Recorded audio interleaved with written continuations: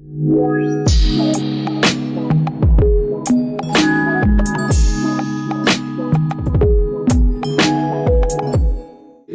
all have a particle inside us to control how we treat one another. That's how we create a home in the community, by how we treat one another. So we're treating each other with positivity and not thinking of each other as a person of color, or this person's white, or this person's Asian, but just seeing this person's a human. You're going to want to caress and hold and help that person out. Awesome. Right. It's fantastic. Like that's. I mean, I really appreciate that way of vision. Mm-hmm. So, yeah. Is there anything else that you'd like to add? Oh no, I'm just glad to be a part of this conversation. I look forward to hearing the other panelists in this talk. Okay. All right. Well, in that case, we'll move on to James. James, you want to introduce yourself and discuss your history and association with Iowa City? Yeah, so my name's James Pierce. I'm a resident of River City Housing Collective. I've been in Iowa City for about 2 years now. I moved down here to go to the University of Iowa, but I'm no longer enrolled, but I am pursuing a paralegal degree at Kirkwood. I work as a barista across the street over at Bread Garden Market. And I've taken on a couple different roles in the co-op, but one of them is Director of Education and Culture. So I do event planning, outreach, we try to do volunteer coordination for different organizations. We've been working with Shelter House and BVIP. And living at the co-op has really allowed me to sort of take the skills that I've gotten in other places and put them to really good use. I've lived there since December. It's been a short 6 months, but it's at the same time felt like a really long time, and it's gone by really quickly, but it's been a really good time. Can you give people who don't know just kind of the history of the River City Housing Collective and how it came about and how it's changed over the years? Yeah, so River City Housing Collective was formed in 1977, originally by a group of University of Iowa student senators as an attempt to combat the lack of affordable housing for students in Iowa City at the time. And that's a problem that has obviously continued. As of 2001, the collective is no longer university affiliated. But we are a 501c3 nonprofit. Everybody who lives there is a member of a nonprofit, so you have two relationships. One, it's a place where you live, but two, you're officially a member of a nonprofit. You're considered an owner of the 3 houses that we have. We have 36 rooms. We have about that many residents right now. And yeah, it's throughout that entire time it's changed a lot, but for I would say the last like 20 years or so, the structure has been about the same. Can you describe that structure a little bit? Yeah, so the way that we have it set up is that you come in to live in one of the houses and there's different committees that you can serve on, but then there's also a board of directors. And that's how we form ourselves as a nonprofit. We have a board of directors, that's our decision-making process. So we have president, vice president, secretary, treasurer. But then there's also different committees. So we have membership, we have finance, we have mine, which is education and culture. And people sort of come in and they explore the different committees and they decide what they would want to be a part of, what skills they have that can be applied to different areas. Some people come in who have experience working in woodworking or maintenance, that kind of stuff. Those are some of our big needs. But people just take the skills that they've learned in other areas of life and decide where they can best be used. And we do also have we employ a staff person who helps basically coordinate all of our resources. And we have meetings every other week that are meetings of all 3 houses. Our decision-making process is consensus-based. Basically, whenever there's a decision that needs to be made, everybody who decides that they want to be a part of that process gets in a room. We talk for sometimes a very long few hours. But we employ a method where if two people in the room are against something, it doesn't happen. For a major decision to be made, it really has to be a consensus of everybody who lives in the house. And everybody who lives in the house has an opportunity, whether they've lived there for 2 weeks or 2 years, they have an opportunity to be there and to voice their opinion and to say, hey, no, I don't want this to happen. Or if they have a great idea, I really think we should do this. It's a place where you can come in, relatively new and still be an equal, there's no hierarchy. Everybody who's a member has an equal vote. Can you describe the demographics of the kind of people that live in those 3 houses? It's changed even since I lived there. In December, so it started as a student organization, which makes you think that it's going to be mostly students, and to a large degree it is. But throughout the entire history, there's been a pretty wide variety of ages. There's a lot of people who live there who aren't students at all. There's some people who live there who are in their 30s or 40s going back to school. We have a number of grad students. We have a number of people who started their career in one field and have decided to totally switch gears, and so they're going back to school for that reason. We have some people who are near retirement age who decide that living collectively is something that they want to do. So our age range right now is, I think, 19 all the way up to almost 70. And so, can you just describe what it's like to live? So you have 3 houses. How many rooms per house, and how do you manage meals or dwelling or community? Yeah. Just describe kind of a day. So the house that I'm at, Summit House, has 16 bedrooms, but we have 18 people right now. 2 rooms are double occupancy. So living in a house of 18 people can be a little bit chaotic. The other houses are smaller. The other houses have 9 and 10 bedrooms, respectively. It's interesting because it's sort of like, people call it organized chaos, but it kind of really is. You would think that 18 people would create a huge mess and that there would be stuff all over the place, and sometimes there is. But the cult tends to attract people who, at the end of the day, do fulfill their responsibilities. So the great thing is that each of us has a chore that we do in the house. And so between 18 people, it's not that hard to make sure that everything gets done, as long as everybody's doing what they're supposed to do. And so, 17 of us will never have to worry about cleaning the bathroom, because there's the one person who does that.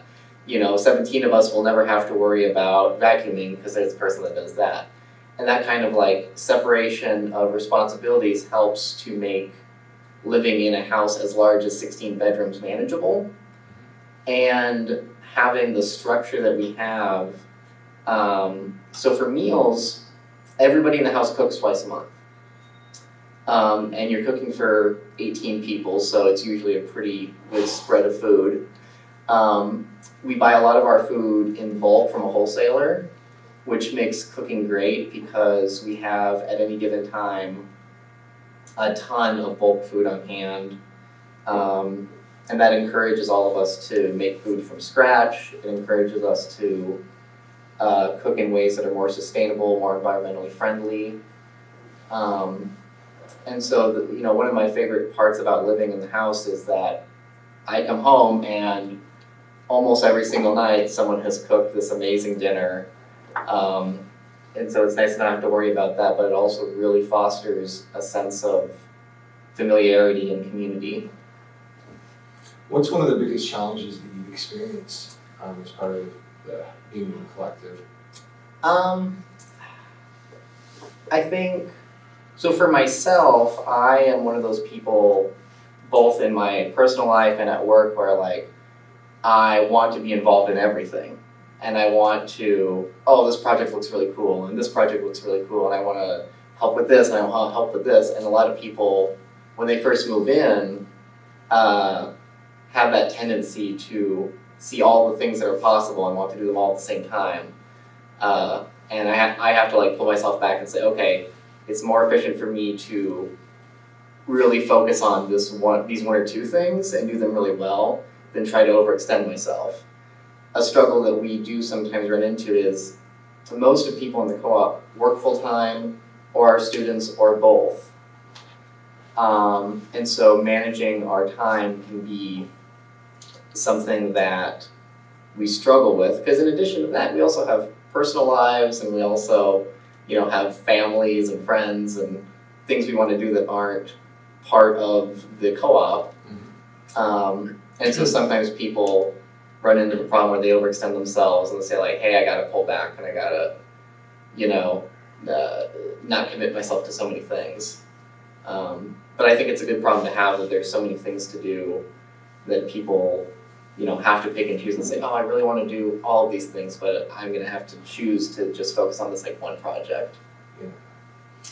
In terms of looking at, because there's a ton of overpopulation, like pricing of houses is going, like there's a lot of stuff going on in terms of housing. To what extent do you think a collective situation is a path kind of into the future of how to deal with housing that you don't hear much, like you do in our city, because you can see that there are the co-ops and you guys are, visible, but beyond that, do you see that is like 36 a good number of people? Do you think you can go bigger if you guys have a fourth house? Like, what do you think that balance is like? So since I've lived there, we've had a back and forth of, throughout the year, sometimes there's a struggle to fill all the rooms. We'll lose members halfway through. Some people move in and think that it's going to be a really good fit for them and realize a few months later that it's really not. But I think one of the big advantages to this kind of living situation that I've enjoyed is that I have a say in the process and I have a say in the decision. This last year we voted to raise our own rents because we looked at our finances for the co-op as a whole and decided that we needed more revenue. And so it was a multi-month discussion. And it was a unanimous decision. We're like, yeah, we need to raise our own rents.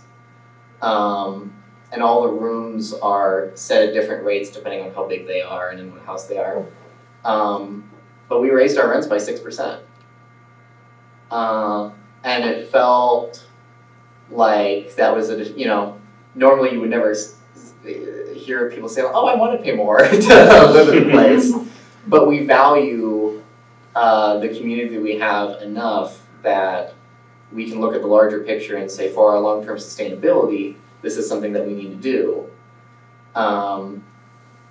And it feels a lot better to have that than to have a landlord come in and say, hey, guess what, next year you're going to pay $100 more. I think of the recent things in the news with the mobile homes that have been bought out by basically, investment groups or whoever it is, and they just come in and say, oh, we're going to raise your rent by 30, 40, 50%. And that's not a possibility in a collective structure. If we raise our rents, it's because we all agreed that it's something we want to do. And we could vote to lower our rents. If we were in a financial situation where we had extra money, we could say, hey, guess what, we're going to lower our rents, which is something that you really never hear of any organization doing. Or we could at least say we're going to freeze our rent.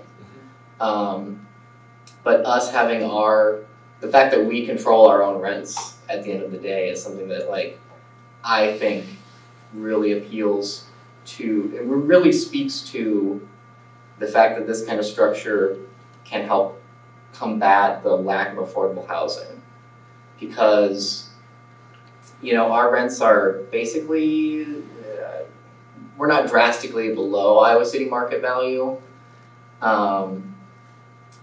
but we have added value in that, as a collective we buy food, and there's supplies throughout the house, so there's ways that we save money by living there. So that, you know, at the end of the day, it's not just rent, it's also all the things that you don't have to pay for yourself. Right. Is 50 about the right number of people, do you think? Like, do you think it could expand? Or if there were more collectors, do you think they need to set up their own kind of infrastructure? I think there's a lot of different models. There's an organization called NASCO, which is National North American Student Cooperative Organization. We send a couple people to their annual conference, and it's a conference of basically all the different housing co-ops throughout the country that are members. And there's so many different models. There's so many different systems that people can create. So I would say, you know, for our structure, I think our 3 houses are about right. But there's different models that people could have that, you know, maybe work for one house with 10 people, maybe work for larger houses with 20 or 30, you know. Some of the co-ops I've been to have as many as 30 members living in one house. They sometimes like have 2 houses that are shoved together. But there's different models. Some are exclusively student organizations. Others, like ours, are a mix. Some are specifically for people who are, you know, adulthood and beyond and don't necessarily cater to students. But I would say there's certainly potential in the Iowa City area and in other places in Iowa. Maybe for co-ops that don't exactly look like ours, but are in that same vein, but cater to different communities. All right. Is there anything else that you'd like to say before we move on?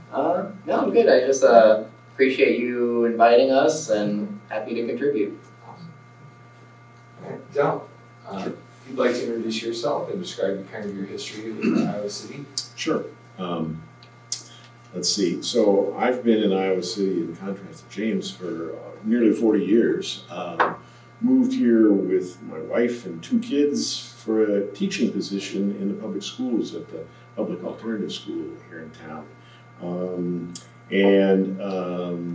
Moved into the east side neighborhood near Longfellow School, and as my family grew to 4 kids, I moved into a larger home there, actually real close to your place. I lived on College Street at 1039, so I know the co-op well, and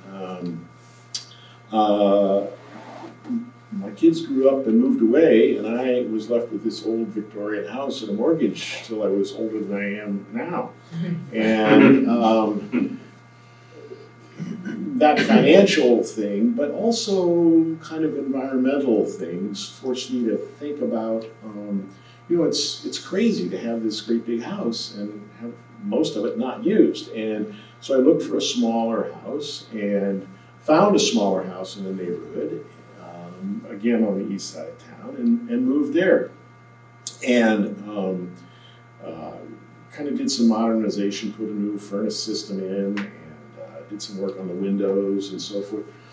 And yet found that I was not where I wanted to be in terms of my carbon footprint in the world, and recognized that it was a perfectly fine house, but I couldn't reasonably fix it up to the level that I would like to see. So I got involved in co-housing. Let's see, it was, I went to the first meeting, I think it was 2012, is that right, Carol? Yeah, 2012, the group had been around for a few years and had their first public information meeting to talk about it. And Carol and I both went to that meeting and were impressed. And for me, it seemed to be a way to get to a much more sustainable house, a little different than home per se. I mean, the physical thing was the thing that was really driving me to that house being less wasteful in the world, because I didn't see that we could continue the way we had been. So it was kind of a progression from a big old Victorian house built in one of the first ones over the hill of Summit Street in the 1890s to Prairie Hill, where I live now, where we built a very efficient home, which I moved into in October. And in terms of Prairie Hill as an organization, is it primarily ecologically driven in terms of people like you who want to reduce their carbon footprint, or are there other kind of motives that go into So that's a really good question. There's two main, I see it as two big threads. One is that green, sustainable, low carbon footprint kind of thread. And then also the recognition that community is really important to people. The two threads kind of interweave some too, because there's recognition that community can be supportive of having a lower environmental footprint also. If an example is, we have a wood shop there, and several of us have brought saws because we already had table saws. Well, how many table saws does one neighborhood need? Well, one actually works just fine. And so that's another way that as a community of us being together and having a wood shop, we're able to live larger, have more tools, more access than I would just in my own basement where I had my own private stuff. Now I'm part of this community where I have more and yet less. And so that's a really important other thread, is this community thing that like the co-op, we have a weekly dinner together. We're not every night like you do, but we're doing weekly, and we're just getting started. We're about half built out and half occupied, and we anticipate that we'll have more meals together as a community. For us, they're kind of a volunteer thing because everyone has their own private residence with a full kitchen and household. So if it's not convenient or you just don't feel like hanging out with the whole gang, you can stay home. Or actually, we've had a little bit of, some people have been ill this winter too, and so they've chosen not to infect the rest of us. So, which is a nice option. So I think a big difference from one of the questions you asked was how are we different from the co-op or Hawks Ridge or some other things. I think a big difference is that we are owner occupied. So the people that live there own their own home and have come to it for a variety of reasons. So when it comes to the table saw, like you've introduced that as a community building. Are there any tensions that develop around there being? Because that's one of the panics I think about, like collective, like in general, the U.S. capitalist, thriving on private ownership has really triumphed. Like you don't want to share with anybody. In your experience, how is sharing been? I think so. My experience so far has been it's not been a big conflict. On the other hand, I mean, relatedly is that people kind of self-select into this community that's going to be that way. Coming in. I mean, we have a kind of a deliberately protracted membership process where we ask people to come to a meeting, to come to dinner, to go on a trip with us. So they get to know us, we get to know them, we get to talk about things, they join us for a work day. So they kind of know what they're getting into. It hasn't been an issue. I read that there's a national co-housing community and organization that has a listserv that people write in about things all the time. And there are some issues that come up in some communities. I haven't felt those yet. Mm-hmm. But even when you're describing it, it sounds like, even though your motive was to look for a house that was environmentally sustainable, right. It sounds like the whole process is a lot more about community and who you live with rather than what you're living with. I think that's really true, and it's been kind of a wonderful benefit for me, who came with that focus of energy, and yet I have this community that it just gives me chills how cool it is. I'm just really, really surprised and pleased at what a neat thing it is. Can you describe some of the research that went into Prairie Hill in terms of the other like international like housing places and Sure. kind of what you thought the best of those worlds were all over the world that you Yeah. selected to be part of Prairie Hill? Well, I think that's one of the things that has been really good is that we really did our homework. And it started, this group started with a bunch of acquaintances and friends who were in their 40s, 50s, thinking about, what's life, how am I gonna live going on? My kids are getting older or gone, and how is it gonna go? And so they got together and had some potlucks and kind of just chatted about that some and came across this co-housing movement and said, oh, that seems like it's got everything we want. And so delved into that more, and there's some writings, there's some great books that a couple that brought co-housing from Denmark to the United States have written about the concept. Chuck Durrett and Katie McCammon are the two people. And then every 2 years there's a national co-housing conference, and at that they talk about a wide range of things, from groups that are just having potlucks and thinking about it, to groups that have been around for 20 years and are dealing with the fact that the people that were there at the beginning are now gone or moved on, and how is it different? So this group of potluckers actually pooled their money and sent one member to one of those national meetings in 2010. And she came back with a bunch of ideas, and since then we have been represented at the national meetings, and actually we're going to Portland the end of this week to the National Co-Housing Conference to gather more information about how to do things. What are you hopeful toward? Like, I mean, given that you're still building up space and things like that, what kinds of ideas do you have toward how to build community into the space that you're building physically? Well, one of the things that we were blessed with early on was an acquaintance with a young architect here, younger than me, Martha Norbeck, who is a green architect in town, and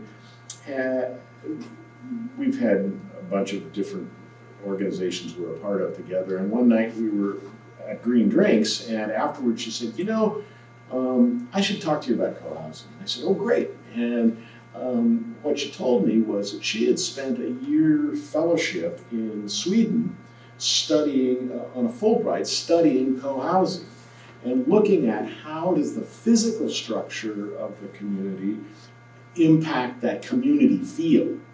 And she came out with some real concrete recommendations that it's important to have this common house where the community owns together and they have these common meals, and it's important that it be centrally located in the community. If you have it off at the edge, people may not get there as often. If you have it in the center and people have to walk through to go see their friend over here, then you see each other.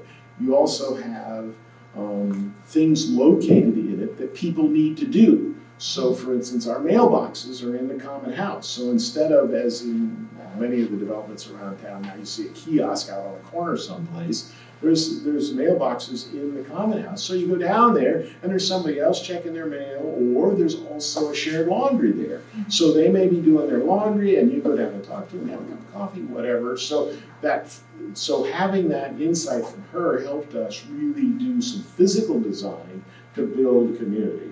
And then we've been conscious from the meetings we've gone to that it's an important thing. And so I would say a year and a half, 2 years ago, we were just pulling hard to get things built and recognized that every time we got together for a meeting, it was just all focus on tasks. And we weren't having any social time to just chat and get to know each other better. And so we said, we need to have just social meetings too. So we started formally doing that stuff. And now, kind of interestingly, as these meals have come together and we're doing more informal things, that formal social time has fallen away because we have it happening more naturally. So it's kind of interesting to watch the evolution. Mm-hmm. How has your idea of home changed? I mean, you've talked about how your housing has changed, but how has your notion of home changed over the years? Yeah,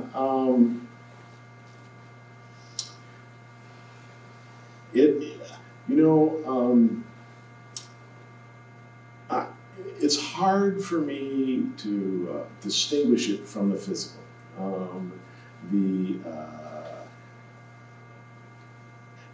And I guess so in the current place, in co-housing, we have one of the other features to help these things be low carbon usage is that they're small.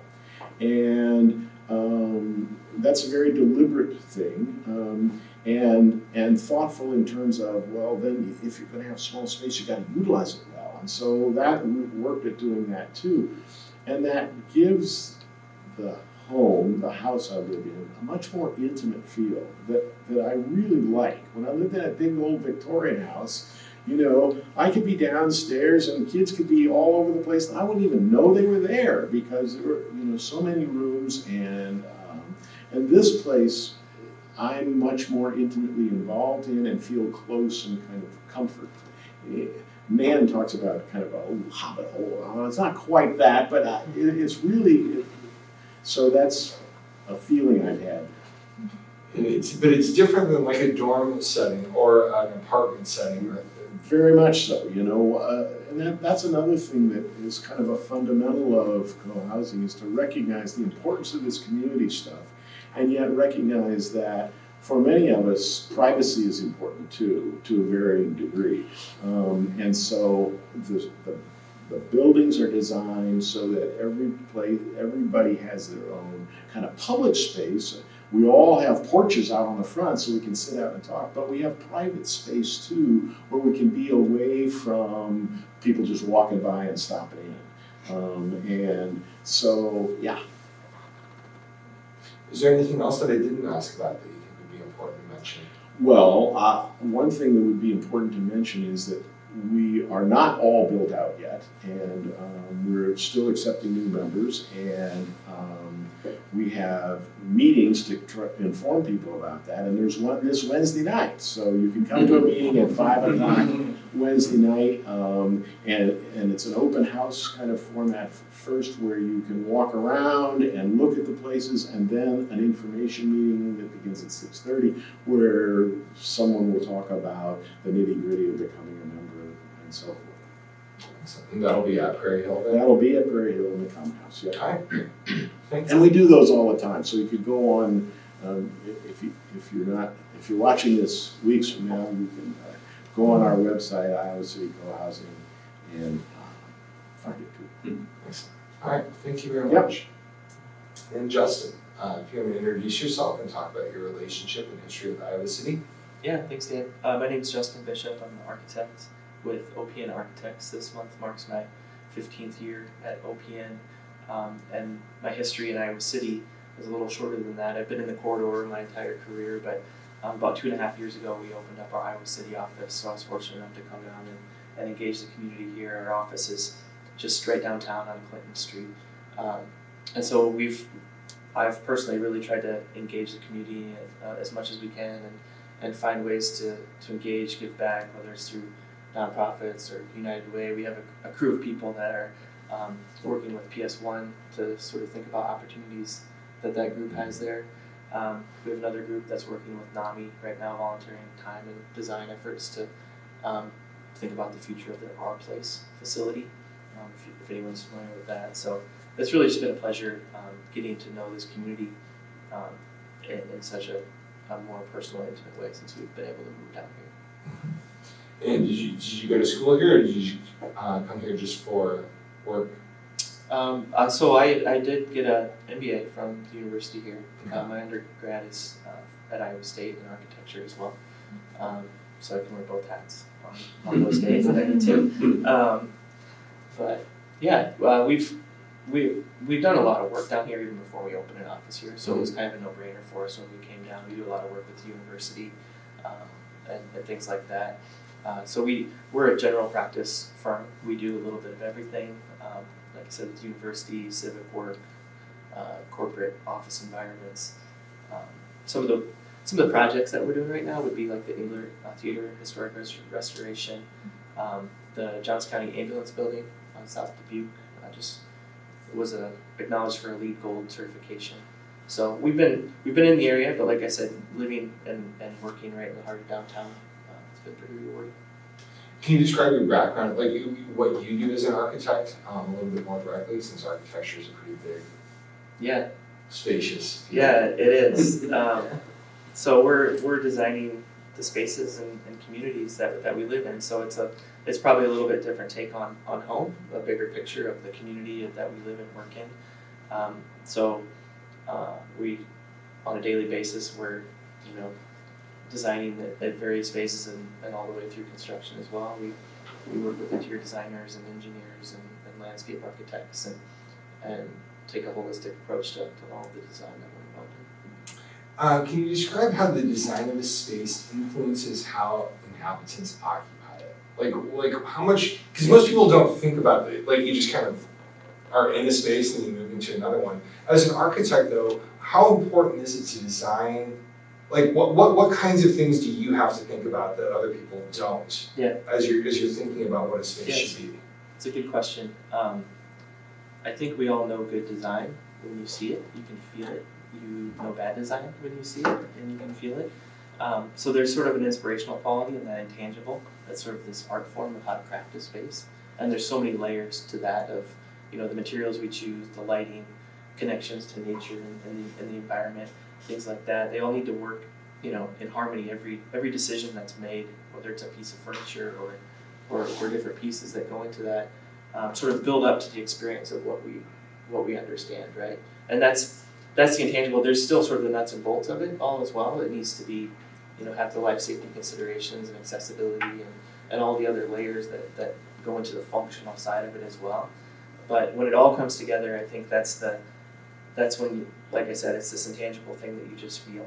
And we've all been in bad examples of empty atriums and seen cubicle farms and office buildings and spaces that you don't want to be in and inhabit. And so that's what we really find a lot of joy in is crafting spaces for humans, for that experience. How much time did you put into designing your own offices then with that in mind? We're not very good clients of ourselves here. But we did spend a lot of time thinking about our own design and what was important to us, but even more important was the location.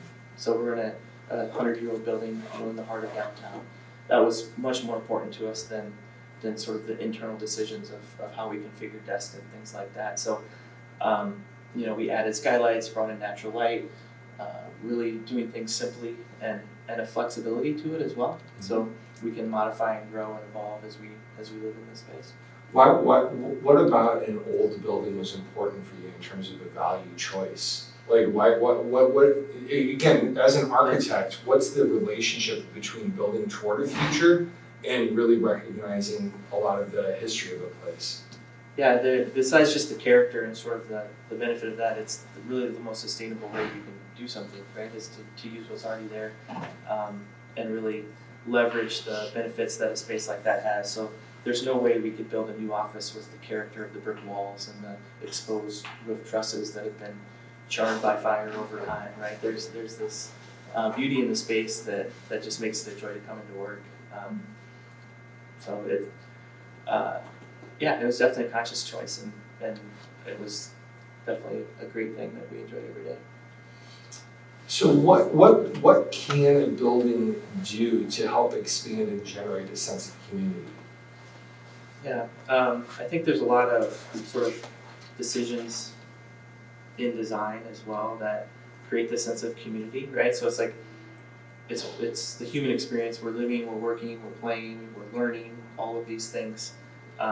So it kind of goes back to the historical nature too. So like, what's the context? How does the design play with the context of it? Whether it's local materials or the historic fabric of things. But kind of what Dell referred to too is like how you design things impact how people use it as well. So where you position the mailboxes, how you create these sort of impromptu collaboration zones, how big you make the stair landing, all of these things intuitively sort of subliminally impact how the space is used. There's a lot of examples of that, of how we position things in a building to create that mix of occupants, right? We're creating unique destinations, either within a building or within a campus, or how we think about them at different scales. So you mentioned the staircase, which I wouldn't have thought of, right? Just the landing or the staircase is a pretty simple thing. And looking back, like as soon as you say that, you're like, oh, yeah, I've had great conversations, just like but I wouldn't have thought of that as being a design principle before. Are there a couple of other really kind of concrete things that are really small things that you can add in that nobody would necessarily think about? Yeah, one thing that's top of mind for me right now is we're just working on a new project with the University of Iowa for a giant dorm renovation. And so we're talking about the study spaces, the common spaces and lounges, and how do we really maximize that to create this sort of cross-population of students throughout the building. So if each floor has a lounge or each wing of the building has this space, how can we make those unique destinations with different characters or different functions so that you just don't go one door over and you're just always in the same lounge? Like we want to create that movement, create that energy in the building, and that's what creates a sense of community as well, is that you get outside of your one room or your one space, and I think there's things like that apply to the office environment in sort of corporate design as well. But that's probably the most relevant one for me that I've been working on just in the last few days. So again, given your experience with your firm, between the Englert and the campus and different commercial and other enterprises, can you talk about in terms of the design of a city and the spaces of community in terms of how things flow or how they're constructed or what the character of things are, unique destinations? What is it that really helps a city become or feel more like a community or more like a home in that way, in terms of the principles of architectural design? Yeah, I think about the bigger context of home. So the house is where we live, but the community is where we live as well, right? So if we think about the community as a home, all of these assets come together to create that, right? So that we look out the window and see the kids playing on the playground in the ped mall or the library. All of these things, in my mind, is how I would define home, a community, a neighborhood. And all of those things have different functions and uses and people that utilize them, but I don't know, that's how I think of the bigger picture and how some of the work that I'm involved in can help contribute to that. What kinds of communal spaces would you look around in terms of the Iowa City area as being exceptional in being collaborative community spaces? Yeah, I mean, the obvious one is right outside the window here in the ped mall. Yeah. And a lot of it is how things are programmed as well and utilized. So some of the best examples in our portfolio of work is maybe not so much the design, but how it's used, right? So a public library lobby, how do you enliven and energize that space? The Cedar Rapids Public Library was a project that my firm worked on, and they do an amazing job of utilizing that space. They have tuba concerts and medieval jousting, right? They have kids doing crafts, and so we talked about how a space could impact the inhabitants, but how do the inhabitants impact the space, right? And there's sort of an ultimate flexibility, I think, in good design that needs to happen. So flexibility short term, like a room like this, how do you use it on a daily basis, but also flexibility long term for the technology changes and society changes. These are 50 and 100-year buildings that we're designing. So big picture, how do people use and live in the space are things that are critical to think about. Can you say more about the 50 and 100-year building design? So you are designing for a future that is yet to happen, that is unpredictable. Yeah. How do you do that? It's a great question. So there's technical things that we can do to make things more flexible, right? So I'll go back to the public library example where we can do a raised floor. So that allows us to easily move and shift all the utilities and things that need to support space. Simple things such as floor-to-floor height, making sure that we're not doing things at the bare minimum because we don't know what's going to happen 20 years from now, right? So a lot of times it's in the very first conversations that we ever have in a project that will set up the underlying assumptions of how specific or how flexible this space should be in the future and its utilization moving forward. Can I jump in on that? Yeah. I think one of the things in our community is thinking about the future. One of the things that and my energy thing brings to it, and a lot of us bring that, is that we don't see fossil fuels being the way for us to continue. So the consequence of that for our community were several. One is we're totally electric. There's no gas in there. We're not bringing fossil fuel in. Now, you can say that some of that electricity is coming from coal-fired power plants, but our anticipation is that there's going to be more and more renewable energy sources for that electricity, and so we just went totally electric. Now, that has some consequences, in terms of heating and cooling. It's a different animal, and so it drives the architect, it drives the economics, it drives all kinds of things. And another way that's kind of less flexible, but I think important, is that we went on conserving the energy that we are using. So our buildings have really thick walls and really lots of insulation. So hopefully that's going to be there for 100 years and be a good decision that we made now. People aren't going to have to go retrofit to keep that energy in their home. Yeah. So in terms of, back to you, Justin. Yeah. Thank you. It sounds like, on the one hand, like there's a notion of really making small spaces, but what you're describing in terms of communal spaces in some ways is to keep a bigger vision, so there's more flexibility, right? So you don't want to have like bare minimum ceiling height if you happen to be like 6'5" or something like that. You want to have a raised floor, so that, but that's all building space in to your spaces, so that there's flexibility for not knowing what the future will hold. Can you describe as an architect how you balance the two competing values of conserving space and being responsible stewards of the spaces that you're crafting with allowing space for the future to develop it? Yeah, that's a good question, and a lot of times it's really up to who we're working with, right? What they value and how they would build that space out. That's where community groups, governmental groups, things like that might have a bigger picture in mind versus a private developer will have different priorities, right? And so that's where we want to do the best design that we can, no matter what the scenario. So some of those things are decisions that architects would love to control more than we actually do. But we just do our best every day and think about things with the bigger picture in mind. In terms of some of those bigger pictures, how do environmental and economic considerations shape the kinds of buildings and spaces that you end up creating? Yeah.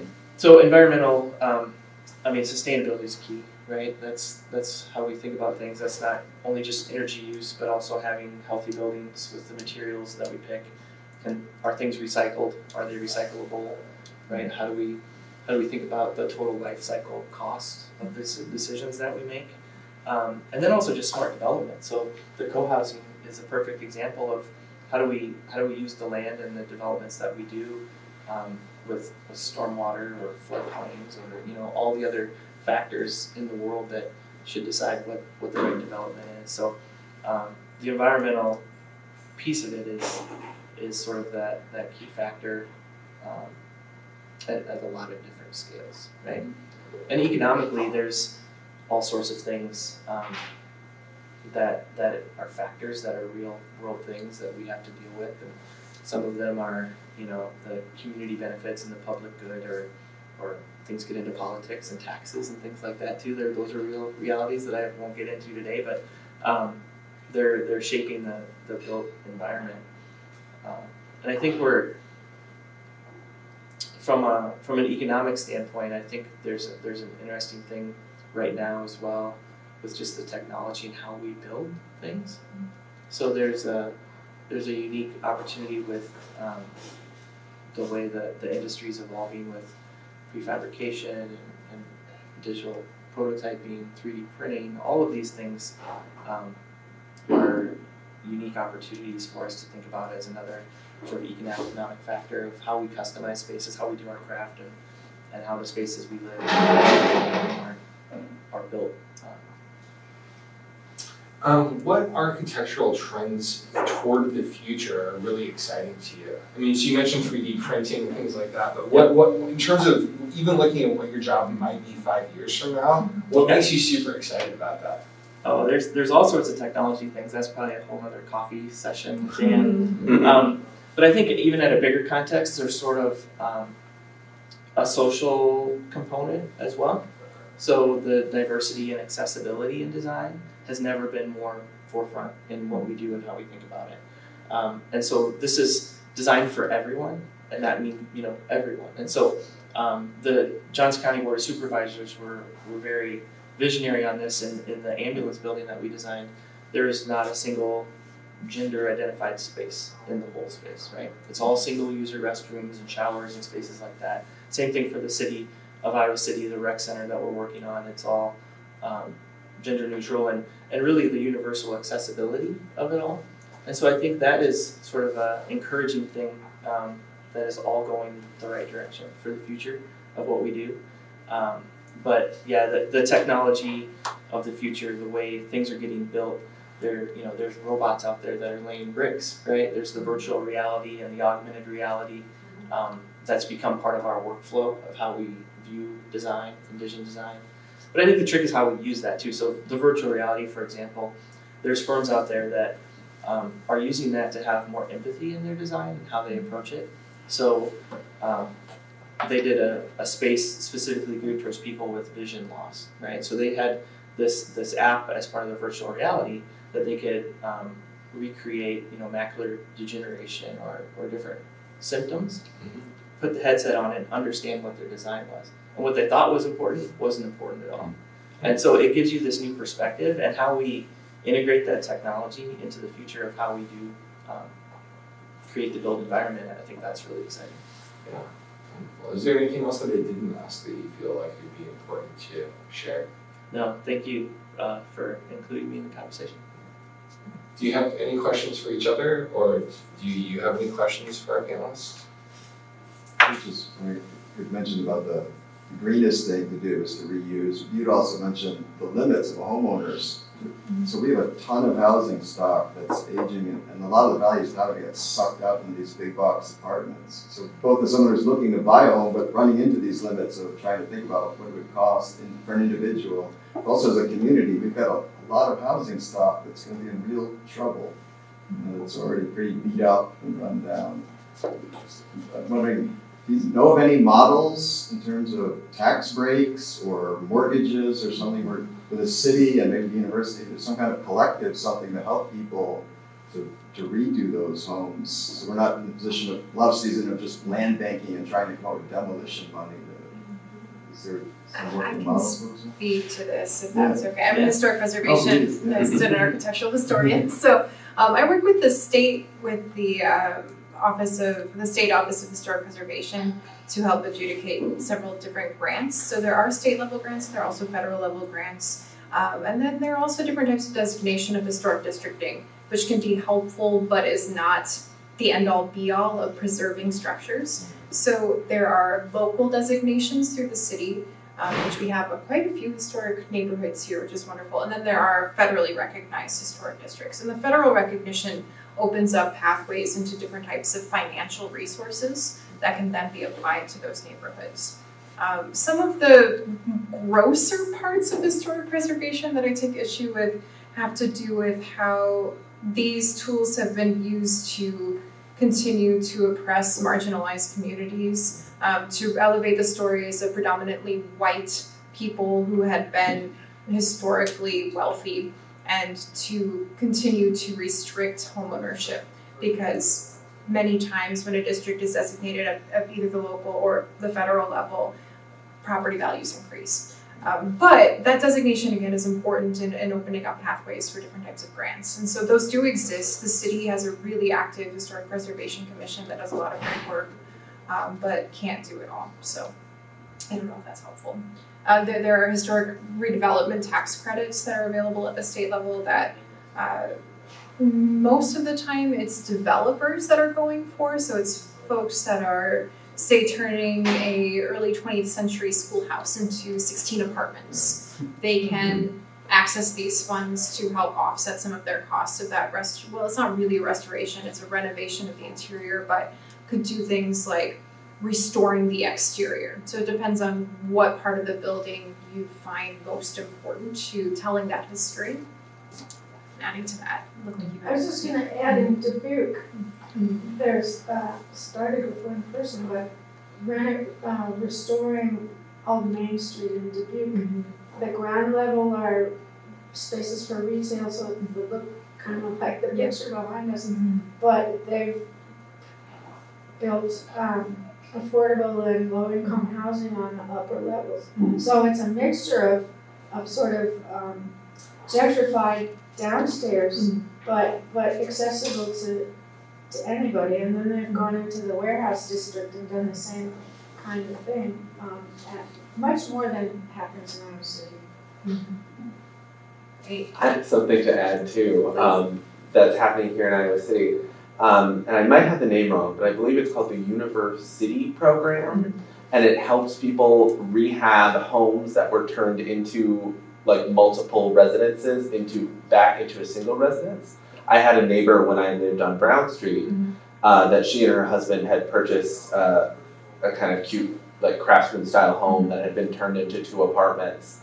And they were able to get like a break on a mortgage and some money from the city to rehab the house into a single family residence with sort of an agreement. I think there's like a 10-year residency requirement or something like that you sort of sign on to when you do a program like that. Right, and this is the type of program that I can be pretty critical of because that's limiting housing resources, right? Like we had 4 units and now we have 1. But if it helps preserve that historic fabric, which is often what we would associate walking down the street with a neighborhood character or a feeling, a sense of place, then maybe it equals out. Well, and you have to think about maintenance issues and Yeah. the way that so many homes, particularly on the north side, Yeah. are owned by absentee landlords who don't shovel the sidewalks or take care of their landscaping or anything like that, that kind of make the neighborhood less livable for everybody else. Absolutely. Also means you can stay in the downtown area, you don't have to build out in the suburbs. You know, that's the trade-off, right? Somebody wants to have their own private homes, they can have some public private space and not share a wall with students or whoever, which picks up a home here instead, that'd be nice. I might be overly optimistic in thinking that maybe we can train students who are innately drawn to co-housing or cooperative living to appreciate their historic fabrics and the buildings that they are able to occupy here in Iowa City, but I don't know how possible We've that is. co-rented with duplexes and the video games through the stereo at 2 a.m. It's not really pleasant. Yeah, different time frames. I mean, something I'll speak to a little bit is that like, since I've lived at the co-op, I hear people my age and younger talk about how they value the fact that these homes are older and historic. I don't think you could create the kind of co-op structure we have in new buildings. You know, something we talk about a lot is that we can feel the legacy of the homes that we live in. And, you know, there's sort of like relics of previous tenants who have lived there who have left their mark on the houses in various ways. And we're allowed to make changes to our spaces. And it makes it feel much more communal and makes it feel much more like we actually want to be a part of the neighborhood that we're in. I don't know, I share your optimism that students appreciate the historic aspects of the homes and don't necessarily always want the new, you know, to live in these newer buildings. Literally, I mean, right across the street from me is the Bloom County House, which has its own storied history. I mean, that's, do you want to talk about why that's called the Bloom County House? Yeah, so we actually just last month had an open house. And some folks from the Catholic Worker came by. We've done a little bit of collaboration with them. But people even younger than myself, you know, they learn about the history of Bloom County House, and they learn about the comics, and they learn about all this kind of stuff, and they're intrigued by it, and they're surprisingly like fascinated by it. And we still have some of the artwork around the house that we put up for the open house, and it's been interesting, like for me, like just learning about the history myself, and then being able to see that other people my age are like, oh, that's really cool, I didn't know about that. And it ties into the history of Iowa City in general, and for people who have maybe just come here for school, it's an opportunity to sort of get a glimpse of the history of the place that they're living in. If they've come from out of state or they've come from, a few hours away, it's a really cool opportunity for them to feel like they have a knowledge of the place that they live in. It's a very different way of art creating the future. I don't know that Burke Booth is really intending that with Dolby Cabinet is to create Bloom County House that it is, but all art leaves a legacy. Mm-hmm. So, any other questions? Yeah. Did we already talk about the future in terms of climate change? Little bit, but we should do more of that. Okay, I had to leave to feed the meter, so apologies if we've already discussed this, but with the extremes in the weather, extreme cold, extreme heat, I can see how there needs to be a change in thinking about how we build for those kind of circumstances, how we heat and cool the homes that we live in efficient manners. And also the landscaping. We just lost a huge tree in our neighborhood with the storm that came through. So trees are older, they're being stressed in these extremes in the weather, so we may not be able to plant those kind of trees here anymore. What will we be able to grow in a sustainable manner? What plants need a lot of human intervention to keep growing? When the polar vortex comes through and freezes them, but then it's 90 degrees a few months later.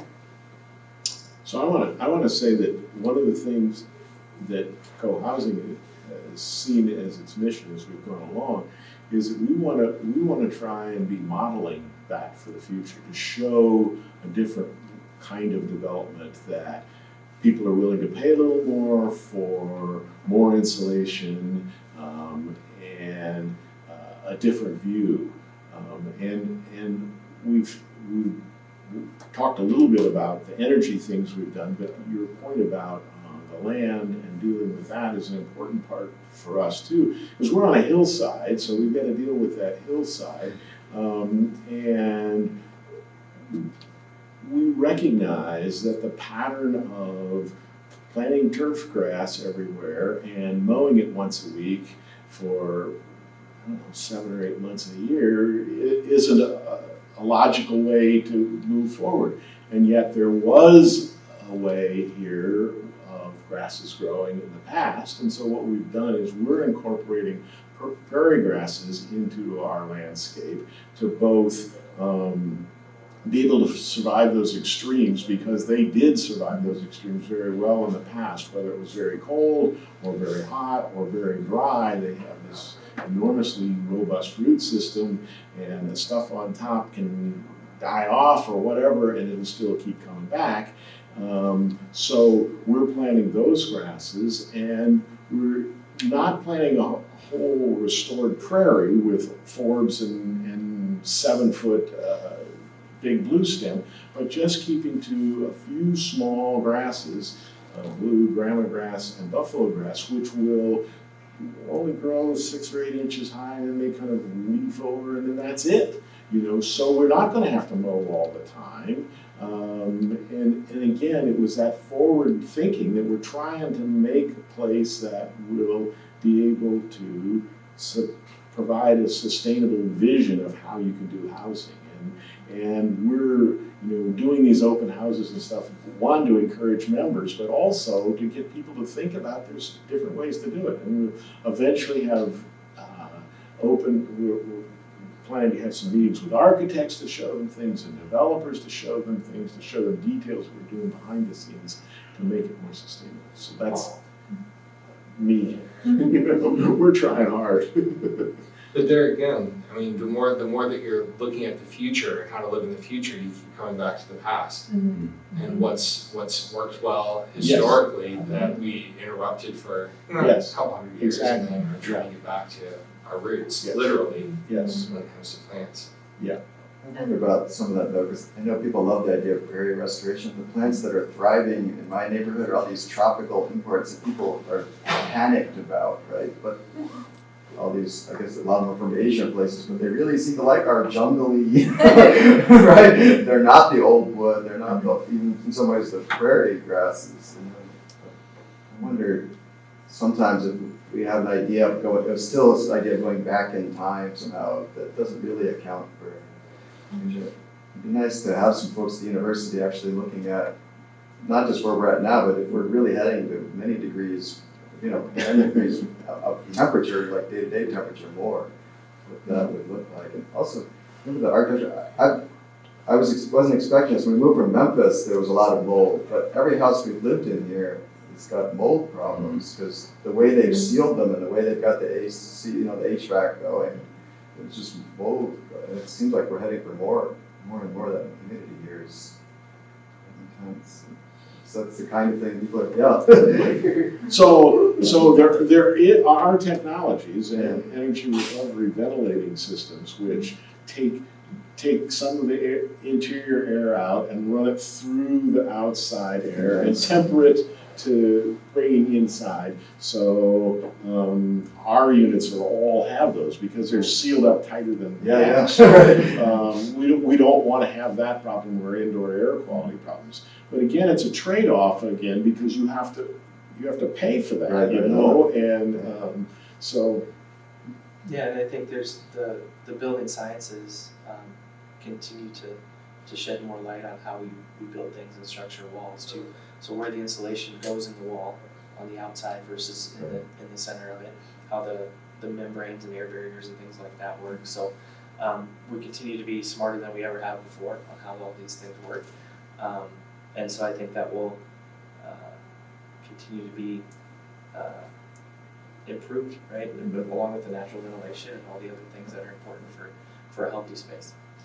Another thing I wanted to respond to is that you mentioned it. I've lived in Iowa City in 3 older homes and now a new house. And I kind of had guilt about what you were talking about, not fixing up that last house and going and moving into a brand new space. And so I've already talked about the rationalization that economically it didn't work real well. But the other thing I recognize is that Iowa City is growing anyhow. There are going to be new houses built here, whether it's me building it or somebody else. So I decided that, being a part of this group, we could do it the right way and, being a part of that. I appreciate that. I just know there's a lot of old houses. Oh, I know. And we moved here in part so I could walk to the library or the post office. And I guess some of the historic stuff I worry about is I think you're either going to grow up or out, and I think we're going to stop.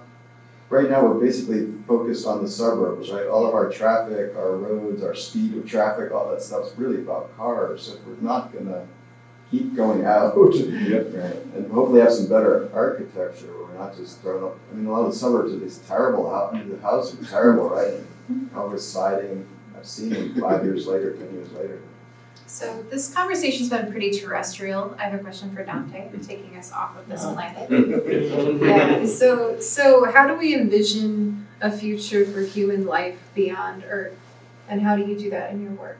What are your first steps? Yeah, well, first of all, I wanted to also bring questions you had about sustainability as well, and global warming and things of that nature. I was working with a professor here who's a doctor in chemistry. Her name is Bessie Stone, and she's a chemist here at the University of Iowa.